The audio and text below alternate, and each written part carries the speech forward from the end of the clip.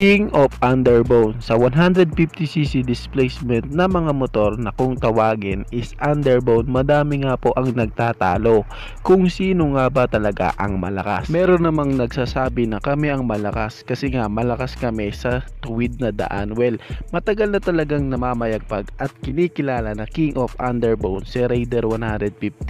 Madami na din talagang humamon sa kanya para mapalitan siya sa trono. Pogi na looks, aggressive design at talagang may malalakas na power output. Isa nga si Raider 150 na kinikilala talaga na King of Underbone. Pero sa senaryo nga ngayon, tila ba parang may papalit na sa titulo na yan. Hayaan nyo muna na mapatunayan niya. Well, si SYM BF3i B3 nga guys is naandito na nga po sa Pinas. Pero dito nga sa video na to guys is pag-uusapan natin ang Underbone na balak palitan sa titulo ang ngayong kinikilala na King of Underbone. Yan ang ating aalamin. Ngayon na naandito na siya sa Pilipinas, magkano ang kanyang cash price? Magkano ang kanyang down payment?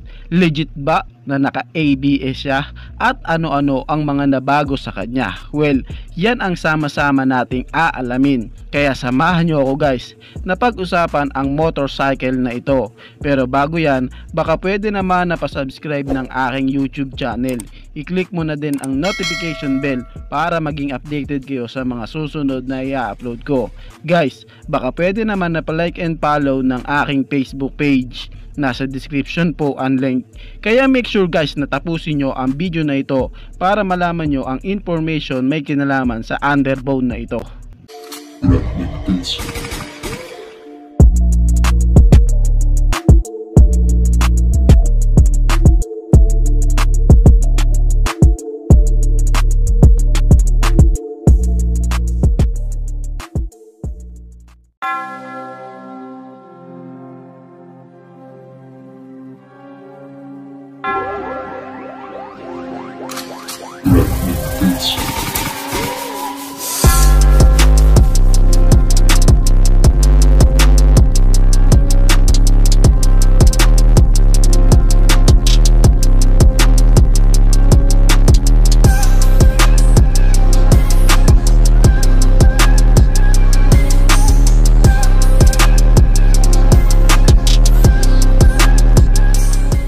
SYM BF3i, alam nyo ba guys na matagal nang lumabas sa ating bansa ang motor na ito, pero yun po ang unang version ni SYM BF3i, yung version 1.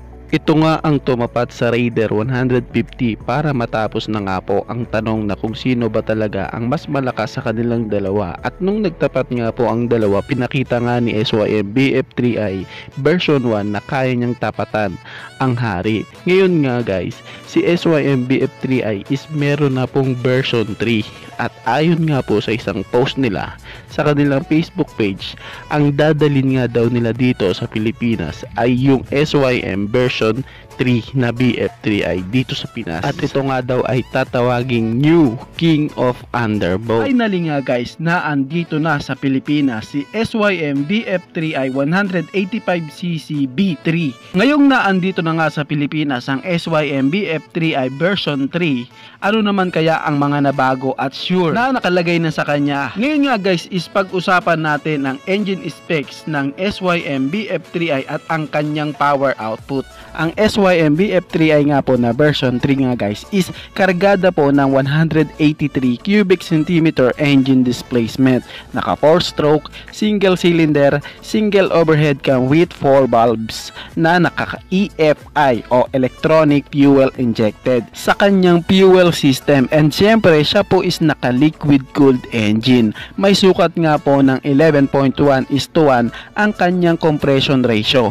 Pagdating nga po sa kanyang power guys, dito nga nagkaroon ng malaking pagbabago na tipong pinakapakita talaga ni SYM na gusto niya na si BF3i ang maging King of Underbone. Kasi from 17.7 HP at 8,500 RPM na maximum power, ngayon nga guys is meron na nga po siyang maximum power na 19.7 horsepower at 9,000 RPM. At sa all version niya nga guys is meron po siyang maximum torque na 16.7 Nm of torque at 7,000 RPM. Pero ngayon nga dito sa new version na B3 is meron na nga siyang maximum torque na 17.4 Newton meter of torque at 7,500 RPM.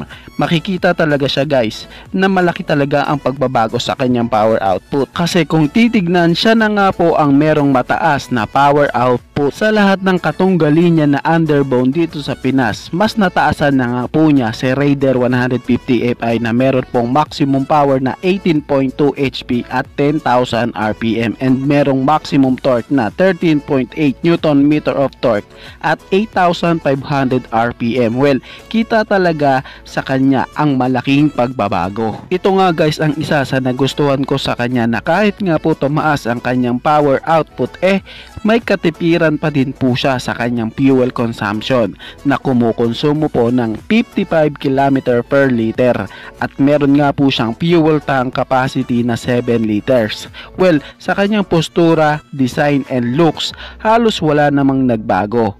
Meron pa din naman siyang magandang tindigan na may magandang bodyworks at may maangas na physical appearance. Nasasabay din talaga sa mga looks ng mga katunggali niya. Kumbaga, kung sa usapang looks panalo pa din talaga siya. Pag-usapan naman natin guys ang kanyang sukat ng mga gulong. Sa unahan nga guys, ito is naka 90/80/17 at 120/70/70 naman sa likuran and same na po sila na naka tubeless. Dumako naman tayo guys sa kanyang braking system. Pagdating nga guys sa kanyang braking system, 100% na nga po na naka ABS na siya sa kanyang braking system guys.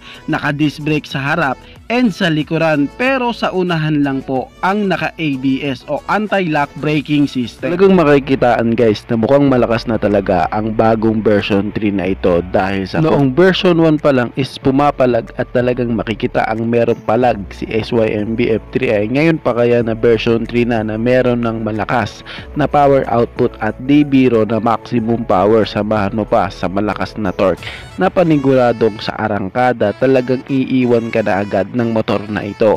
Then may mataas na maximum power na tiyak na kung usapang duluhan talagang iiwan ka dito dahil malakas din siya sa duluhan.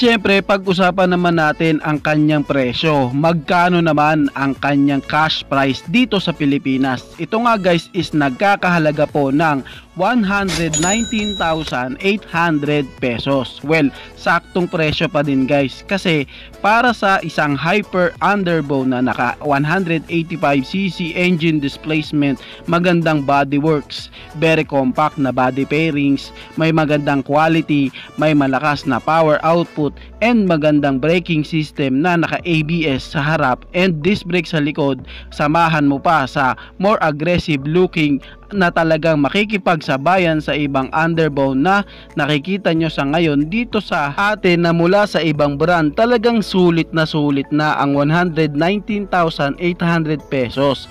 Mapalooks and lakas ng engine, makikipagsabayan na talaga ang SYM BF3i version 3. Magkano naman ang kanyang down payment? Ito nga guys is naglalaro around 10,000 pesos sa kanyang down payment. At sa mga gusto nga pong mag-avail ng hyper underbone na ito, magtungo lamang po kayo sa mga SYM outlet dyan sa inyong lugar at itanong at malaman ang kaukulang informasyon about kay SYM BF3i version 3, ang bagong king of underbone. Masasabing malakas and maganda ang design ng underbone na ito at sa kanyang presyong murang-mura na guys para sa isang hyper underbone, si SYM BF3i 185cc version 3. Kayo guys, ano ang masasabi nyo sa motor na ito? Paki-comment naman ang inyong reaksyon. Maraming salamat po. Bago matapos ang video na to guys, baka pwede naman napahingi ng isang like mula sa inyo bilang pagsuporta sa ating munting video. Maraming salamat po. So pwede mo na rin i-share para din malaman ng iba nating mga ka-rider. Sa tingin ko guys is dito ko na lamang po tatapusin ang ating vlog. I hope na nag-enjoy kayo sa aking hinandang video para sa inyo. Pinasisigla ko din kayo guys na i-subscribe ang aking YouTube channel. I-click mo na din ang notification bell para maging updated kayo sa mga susunod na i-upload ko. So dito ko na lamang po tatapusin. Maraming salamat po. Ichi boy. Thank you.